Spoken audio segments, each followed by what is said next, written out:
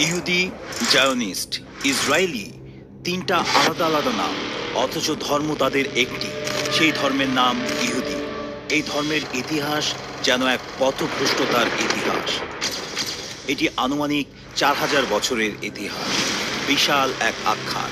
এর সাথে জড়িয়ে রয়েছে মানব সভ্যতার সবচেয়ে বড় সংকট, পৌত্তলিক ও একেশ্বরবাদীদের দ্বন্দ্ব, ক্ষমতা, রাজনীতি ও ঘৃণ্য অপরাধের গল্প।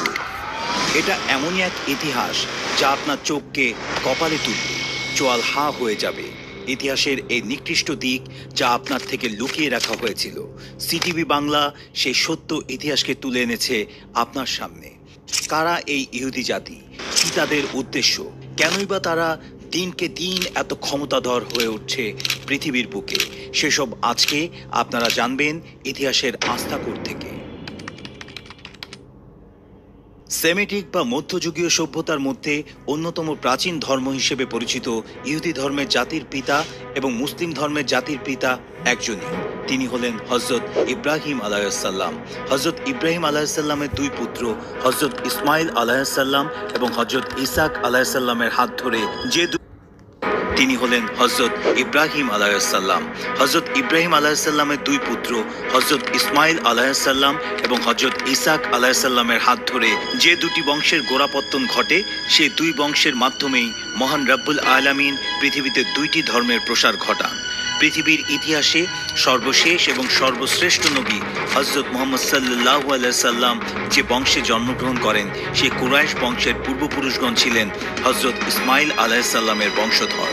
অপরদিকে হযরত ইসাক আলাইহিসসালামের পুত্র ছিলেন হযরত ইয়াকুব আলাইহিসসালাম, যার অপর নাম ছিল ইসরায়েল। মূলত ইহুদি বংশের প্রচলন হযরত ইয়াকুব আলাইহিসসালামের হাত ধরেই শুরু হয়। কুরআনে এই বংশকে আল্লাহ তাআলা বনি ইসরায়েল নামে সম্বোধন করেছেন। এই বংশে অসংখ্য নবী রাসূল প্রেরণ করা হয়েছে। এখন খুব স্বাভাবিকভাবেই আপনার মনে প্রশ্ন জাগতে পারে, বনি ইসরায়েলের নাম কিভাবে ইহুদি হয়ে গেল? হযরত ইয়াকুব আলাইহিসসালামের 12 সন্তানের মধ্যে একজন সন্তানের নাম ছিল ইয়াহুদা। সে সন্তানের বংশই পরবর্তীতে সবচেয়ে বেশি বিস্তার লাভ করে, যার ফলে বনি ইসরায়েলেরই আরেক নাম হয়ে ওঠে ইহুদি।